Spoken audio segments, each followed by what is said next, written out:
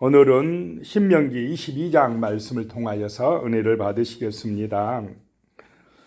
그리스도의 향기를 내는 삶을 살아라 라고 하는 것입니다. 하나님 사랑, 이웃 사랑을 살고 가정을 지키는 그런 삶을 살아라 라고 하는 것입니다.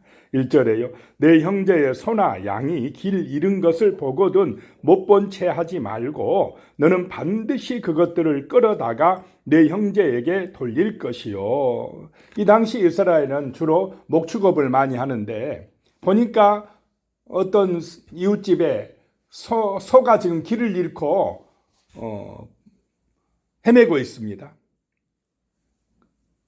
그런데 그것을 보면 뭐 하지 말라요? 못 본 채 하지 말라. 아유, 귀찮고 시간도 없는데 저거 남의 소 맡았다가 주려면 힘든데 그렇게 하면서 못 본 채 하지 말라라고 하는 것입니다. 너는 반드시 그것들을 끌어다가 내 형제에게 돌릴 것이요 라고 하는 것입니다. 여기서 형제는 이스라엘 사람을 말합니다. 때로는 내하고 별로 마음에 안 든 사람, 원수지간이어도 반드시 그 소를 주인을 찾아주라라고 하는 것입니다. 맡아서 관리해 주라라고 하는 것입니다. 그것이 하나님 사랑이고 이웃 사랑이다라고 하는 것입니다. 자, 그러면 이 세상이 아름다워지게 될 줄로 믿습니다. 얼마나 복된 세상이 되겠습니까? 2절에요. 내 형제가 내게서 멀거나 또는 내가 그를 알지 못하거든 그 짐승을 내 집으로 끌고 가서 내 형제가 찾기까지 내게 두었다가 그에게 돌려줄지니. 그 소의 주인이, 양의 주인이 아주 먼 데 있으면 일단 내가 맡으라는 것입니다. 맡았다가 찾으러 오면 줄 것이고, 또 이 소가 누구 것인지 몰라요. 모를 때는 일단 데려다가 내가 맡아서 관리하고 있다가 주인을 찾아주라 라고 하는 것입니다. 얼마나 정말 사랑이 넘치는 삶입니까? 이웃을 생각하는 삶입니다. 따뜻한 마음을 가지고 사는 삶입니다. 이런 세상을 하나님이 원하신다라고 하는 것입니다. 3절에요. 낙이라도 그리하고 의복이라도 그리하고 형제가 잃어버린 어떤 것이든지 내가 얻거든 다 그리하고 못 본 채 하지 말 것이며 그랬습니다.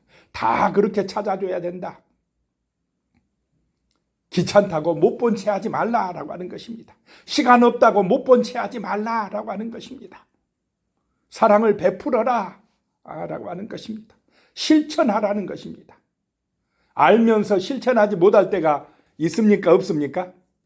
아, 이렇게 하면 좋은 거야. 예수님이 그렇게 하라고 하셨어. 머릿속으로는 아는데 이걸 몸으로 실천하기는 어렵다 이 말입니다. 그런데 베풀 때, 실천할 때 하나님의 은혜가 임할 줄로 믿습니다. 힘들고 정말 괴롭지만은 그걸 실천할 때에 하나님의 영광이 드러난다라고 하는 것입니다. 그래서 못 본 채 하지 말라라고 하는 것입니다.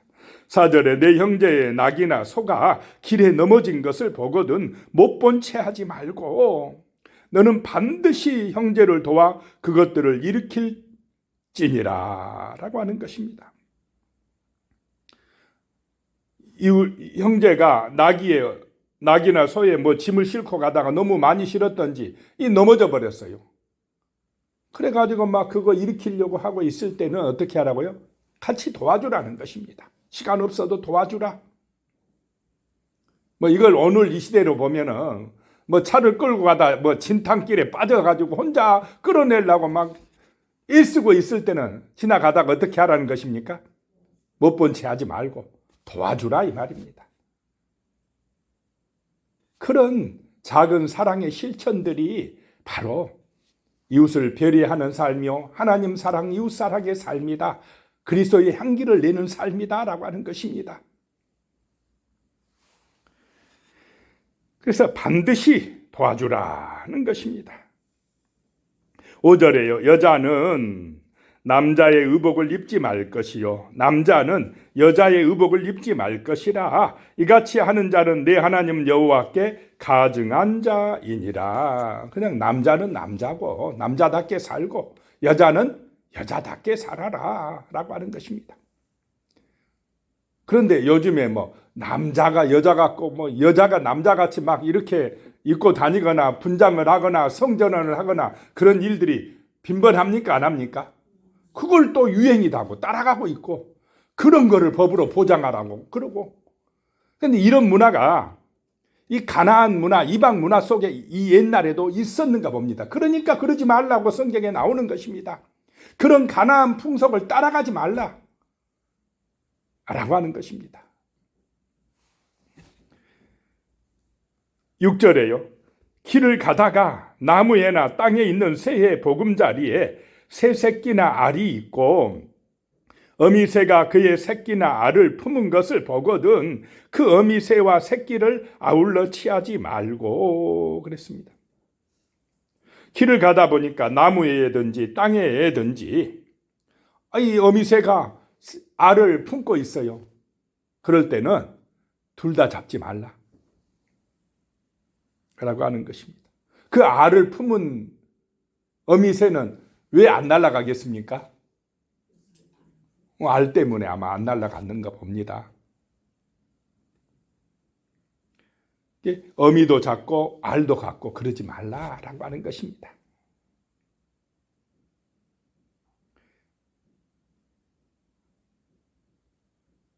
이게 생명을 소중히 여기라 라고 하는 것입니다. 7절에 어미는 반드시 놓아줄 것이요 새끼는 취하여도 되나니 그리하면 내가 복을 누리고 장수하리라 라고 하는 것입니다. 어미는 놔줘라, 알만 가져오라 라고 하는 것입니다. 그런데 욕심이 많으면 어떻습니까? 사람이 탐욕에 빠지면 그냥 둘 다 가지려고 하는 이게 욕심입니다. 그것이 불행의 길입니다. 세상이 망하는 건 왜? 이런 욕심 때문에, 지나친 욕심 때문에 망하는 것이다 라고 하는 것입니다. 8절에 내가 새 집을 지을 때에 지붕에 난간을 만들어 사람이 떨어지지 않게 하라. 그 피가 내 집에 돌아갈까 하노라. 집을 지을 때도 지붕에 난간을 만들어 가지고, 이스라엘 집들은 지붕이 평평하답니다. 난간을 만들어서 떨어지지 않게 하라라고 하는 것입니다. 옥상에 올라가서 잘못하다가는 그냥 난간이 없으면 떨어져서 죽거나 다치면 되겠느냐라고 하는 것입니다. 그래서 집 하나를 지을 때도 다른 사람을 배려하는 그런 마음으로 지으라라고 하는 것입니다. 9절에요. 내 포도원에 두 종자를 섞어 뿌리지 말고 그리하면 내가 뿌린 씨의 열매와 포도원의 소산을 다 빼앗길까 하노라. 종자, 두 종자를 섞어 뿌리지 말라. 하나님이 싫어하는 건 혼합하고 섞어버리는 걸 싫어하신다라고 하는 것입니다. 하나님은 사람이나 모든 만물을 만드실 때 어떻게 만드셨습니까? 종류별로 만드셨다라고 하는 것입니다. 이게 종자를 막 섞거나 이렇게 하는 거 별로 좋아하지 않으신다라고, 순수한 것을 좋아하신다라고 하는 것입니다.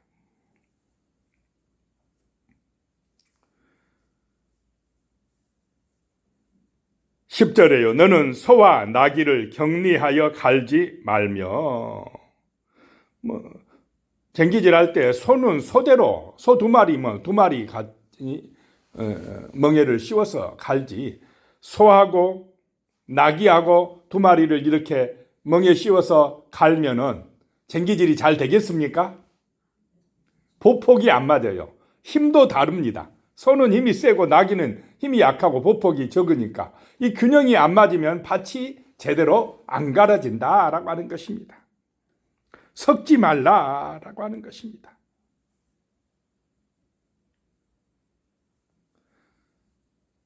그런데 요즘에는 막 종자도 많이 섞어가지고 교배해가지고 막 새롭게 품종을 만들어내고 그런 경우들이 많이 있습니까? 없습니까?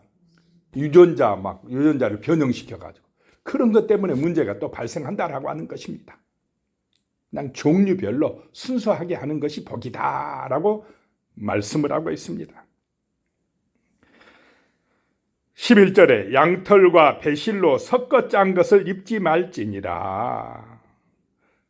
섞지 말라. 우리의 신앙도 섞어지면 혼합주의에 빠지면 안 된다라고 하는 것입니다. 우리에게는 오직 하나님만이 창조주요 구원자여야 하는 줄로 믿습니다. 다른 신을 두면 안 된다라고 하는 것입니다. 신앙에도. 12절에요. 너희는 너희가 입는 겉옷에 내 귀에 술을 만들지니라. 겉옷에 내 귀에 술을 만들지니라. 이 술은 말씀 주머니를 넣는 것이고, 또 그 술을 이런 걸 볼 때마다 누구를 기억하라고 하는 것이냐면 하나님을 기억하라는 것입니다. 하나님을 잊지 말라는 것입니다. 자, 세상 문화는, 이방 문화는 누구를 잊어버리게 만듭니까? 하나님의 말씀을 잊어버리게 만듭니다. 그래서 자기가 하나님 되게 합니다. 탐욕과 교만에 빠지게 만듭니다. 그것이 죄악의 길이고 타락의 길이고 음란의 길입니다. 하나님 떠나면 그렇게 가게 돼 있습니다. 탐욕과 음란으로 갑니다. 쾌락으로 갑니다. 자, 그 다음에 이제 순결에 관한 법이 나오는데요. 13절에 누구든지 아내를 맞이하여 그에게 들어간 후에 그를 미워하여 그랬습니다. 처음에는 저 여자가 좋아 그러면서 좋다고 했다가 이제 아내를 딱 맞이해 놓고는 정욕을 채운 후에는 갑자기 미워집니다. 실증을 냅니다. 그래가지고는 미워하여서 14절에 비방거리를 만들어 그에게 누명을 씌워 이르되 내가 이 여자를 맞이하였더니 그와 동침할 때 그가 처녀임을 보지 못하였노라 하면 이제 실증이 나가지고 누명을 씌웠다는 것입니다. 거짓말을 하면 그러면 그거 진실로 사랑해서 그 아내를 맞이한 것입니까? 정욕 때문입니까? 이건 가짜다 이 말입니다. 그래가지고는 쫓아내려고 거짓말을 한다는 것입니다. 15절에 그 처녀의 부모가 그 처녀인 표를 얻어가지고 그 성문 장로들에게 가서 공개재판을 열어라는 것입니다. 16절에 처녀의 아버지가 장로들에게 말하기를 내 딸을 이 사람에게 아내로 주었더니 그가 미워하여 17절에 비방거리를 만들어 말하기를 내가 내 딸에게서 처녀임을 보지 못하였노라 하나 보라 내 딸의 처녀의 표적이 이것이라 하고 그 부모가 그 자리 옷을 그 성읍 장로들 앞에 펼 것이요. 그러면 18절에 그 성읍 장로들은 그 사람을 잡아 때리고 태형을 내리고 19절에 이스라엘 처녀에게 누명을 씌움으로 말미암아 그에게서 은 100세겔을 벌금으로 받아 여자의 아버지에게 주고 그 여자는 그 남자가 평생에 버릴 수 없는 아내가 되게 하려니와 그랬습니다. 그 누명 씌운 것에 대한 태형으로 징계하고 벌금을 물게 하라라고 하는 것입니다. 20절에 그 일이 참되어 그 처녀에게 처녀의 표적이 없거든. 21절에 그 처녀를 그의 아버지 집 문에서 끌어내고 그 성읍 사람들이 그를 돌로 쳐 죽일지니 이는 그가 그 아버지의 집에서 창기의 행동을 하여 이스라엘 중에서 악을 행하였습니다. 너는 이와 같이 하여 너희 가운데서 악을 제할지니라 라고 하는 것입니다. 정말 이 고대 사회에서 이스라엘 사회에서는 이 가정을 어떻게 해요? 중요하다 여기고 있습니다. 순결을 유지하는 것이 중요하다 강조를 하고 있습니다. 부정하면 돌로 쳐 죽이라. 그것이 공개 재판으로 그렇게 진행되면 그 동네나 이스라엘 사회에서 이 순결을 어기거나 간음을 하거나 하는 일을 함부로 행할 수 있겠습니까? 없겠습니까? 한 사람만 그렇게 해도 정말 그 사회는 순결한 사회로 유지될 것입니다. 그런데 그래도 괜찮아 막 이러기 시작하면은 급속하게 성적으로 타락된 사회가 되어 간다라고 하는 것입니다. 그런데 오늘 우리 시대는 성적인 이런 일들을 음란한 것을 조장합니까? 안 합니까? 뭐 TV나 연속구 이런 데 보면 은근히 조장하는 일들이 많이 발생하고 있다는 것입니다. 그것이 자유랍니다. 인권이랍니다. 그러면서 음란해지고 성적으로 타락되어가는, 가정이 무너지는 그런 시대가 되어가고 있다라고 하는 것입니다. 22절로 가면 어떤 남자가 유부녀와 동침한 것이 드러나거든 그 동침한 남자와 그 여자를 둘 다 죽여 이스라엘 중에 악을 제할지니라. 어떤 남자가 유부녀와 동침했다. 그러면 둘 다 끌어내서 돌로 쳐서 죽이라 라고 하는 것입니다. 왜냐? 하나님이 만드신 결혼 제도를 무너뜨렸다라고 하는 것입니다. 그 가정을 파괴했다. 그건 엄청난 죄다라고 말씀을 하고 있습니다.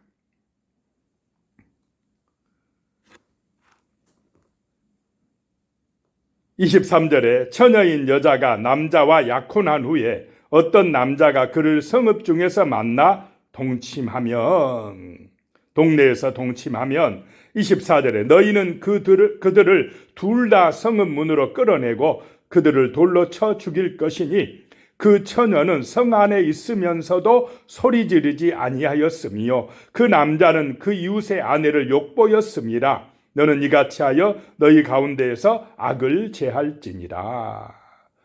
그래서 이 간음하거나 음란한 것은 악이다라고 말씀합니다. 주로 이 당시에 가나안 문화 속에서는 성적 타락은 무엇과 연결되어 있습니까? 우상 숭배와 연결되어 있습니다. 바알과 아세라 신을 숭배하는 것과 음란함, 성적 타락은 같이 연결되는 것입니다. 그러니까 이런 음란은 하나님 앞에서 성적으로 타락한 것이다. 하나님을 거역하는 것이고 영적으로 간음한 것이다 라고 하는 것입니다. 25절에 만일 남자가 어떤 약혼한 처녀를 들에서 만나서 강간하였으면 그 강간한 남자만 죽일 것이요. 26절에 처녀에게는 아무것도 행하지 말 것은 처녀에게는 죽일 죄가 없습니다. 이 일은 사람이 일어나 그 이웃을 쳐 죽인 것과 같은 것이니라. 27절에요. 남자가 처녀를 들에서 만난 까닭에 그 약혼한 처녀가 소리 질러도 구원할 자가 없었음이니라. 어떤 처녀를 남자가 들판에서 강간했다면 그 남자만 돌로 쳐 죽이라는 것입니다. 왜냐? 여자가 소리 질러도 아무도 구해줄 사람이 없었기 때문이다 라고 하는 것입니다. 그래서 이런 음란함, 성적 타락을 아주 악이다, 이건 중한 죄다라고 말씀을 하고 있습니다. 성은 아름다운 것입니다. 남자와 여자가 하나가 되어 한 몸이 되어 가정을 이루는 것, 하나님이 기뻐하시는 것입니다. 그런데 이것이 타락되면 문제가 된다라고 하는 것입니다. 성은 생명을 번성하게 하는 것이 목적이지 쾌락이나 음란한 데 빠지는 것이, 인간의 쾌락을 추구하는 것이 목적이 아니다라고 하는 것입니다. 남자와 여자가 만나 가정을 이루고 정말로 생명을 번성케 하고 아름다운 가정을 이루어 나가는 것이 하나님을 기쁘시게 해드리는 것이다라고 하는 것입니다. 28절로 가면 만일 남자가 약혼하지 아니한 처녀를 만나 그를 붙들고 동침하는 중에 그 두 사람이 발견되면 29절에 그 동침한 남자는 그 처녀의 아버지에게 은 50세겔을 주고 그 처녀를 아내로 삼을 것이라. 그가 그 처녀를 욕보였은즉 평생에 그를 버리지 못하리라. 약혼하지 아니한 처녀를 만나서 동침하는 중에 발견되면은 그 남자는 처녀의 아버지에게 은 50세겔을 주라. 납폐금을 내고 그 처녀를 자기 아내로 평생에 삼아야 된다라고 하는 것입니다. 30절에 사람이 그의 아버지의 아내를 취하여 아버지의 하체를 드러내지 말지니라. 계모와 성관계하지 말지니라 라고 하는 것입니다. 그래서 이 가나안 땅에 들어가면 음란한 성문화가 있는데, 우상 문화가 있는데 그런 데에 빠지지 않도록 순수함을 유지하고 정말 그런 악에 빠지지 않도록 하라고 말씀을 하고 있습니다. 기도하겠습니다.